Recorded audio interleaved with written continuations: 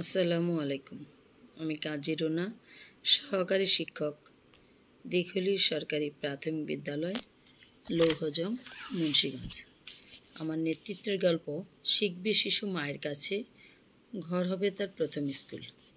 আপনাদের সবাইকে স্বাগত।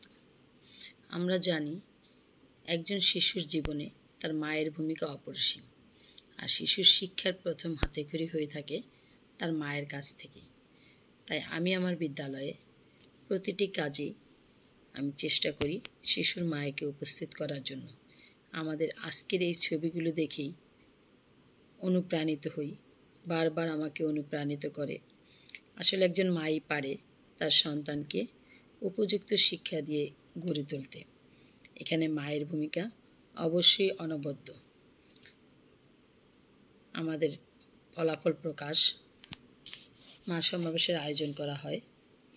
আমি সবসময় চেষ্টা করি আমাদের মায়েদেরকে উপস্থিত করার জন্য, কারণ মায়েদের উপস্থিতি আমাদেরকে অনুপ্রাণিত করে। মায়েদেরকে আমরা তার সন্তানের সম্পর্কে সচেতন করে তুলি এবং তাদের কাছে মতামত নিয়ে মায়েদের চমৎকার মন্তব্য আমাদেরকে আরও বেশি উৎসাহ যোগায়। তাই সবসময় চেষ্টা করি মায়েদের সাথে অ্যাটাচ থাকার জন্য। আসলে আমাদের মায়েরাই আমাদের সন্তানকে শিশুদেরকে সঠিক পথে নিয়ে যেতে পারে। পরিবারে একজন মায়ের ভূমিকা অপরিসীম। বিশেষ করে শিশুর শিক্ষাদানের ক্ষেত্রে মা বিরাট ভূমিকা পালন করে। আমাদের মায়েরা সারাদিন সংসারে অক্লান্ত পরিশ্রমের পর তার সন্তানের লেখাপড়ার সমস্ত দায়িত্বটুকু তিনি নিজের কাঁধে তুলে নেন। মা যদি লেখাপড়া নাও জানেন, তারপর তিনি চেষ্টা করেন তার সন্তান কিভাবে ভালো করবে। তার সন্তান তার চেষ্টা করে শিক্ষক হিসেবে। আজকে মা সমাবেশে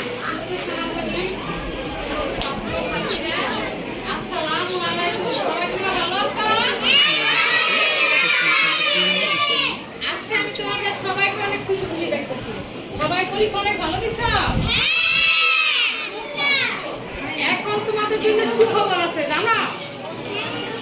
তোমাদের প্রাথমিক শিক্ষাটা আগে ছিল নমনীয় প্রমোশন নিতে, এখন কি হবে? মানসম্মত প্রমোশন।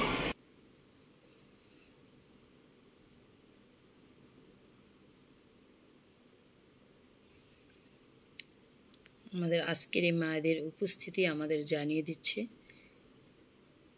আসলে তারা সন্তানের পড়ালেখার ব্যাপারে কতটুকু উৎসাহী। আমরা সবসময় ধন্যবাদ দিতে চাই আমাদের এই শ্রদ্ধেয় সম্মানিত মায়েদের, যারা তাদের সর্বাত্মক চেষ্টা করেন তার সন্তানের সুশিক্ষার ব্যাপারে।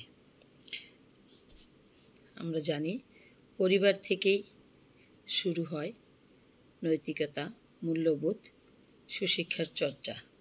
তাই আমাদের মায়েরা যদি আরও বেশি সচেতন হয় এবং কিভাবে তাদেরকে আরও বেশি সচেতন করা যায়, তাই প্রতিনিয়ত আমি আমার বিদ্যালয়ে চেষ্টা করি, বিশেষ করে আমার শ্রেণীতে আমার মায়েদের উপস্থিতি বৃদ্ধি করতে এবং তাদের সাথে কথা বলতে।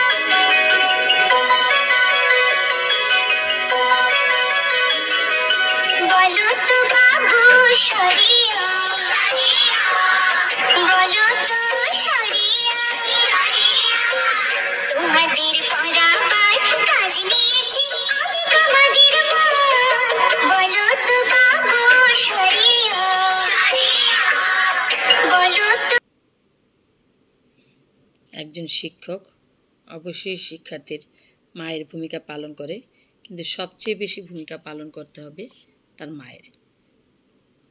শিখবে শিশু মায়ের কাছে, ঘর হবে তার প্রথম স্কুল। নেতৃত্বের এই গল্পে আপনাদের সবাইকে জানাই অনেক ধন্যবাদ। সবাই ভালো থাকবেন।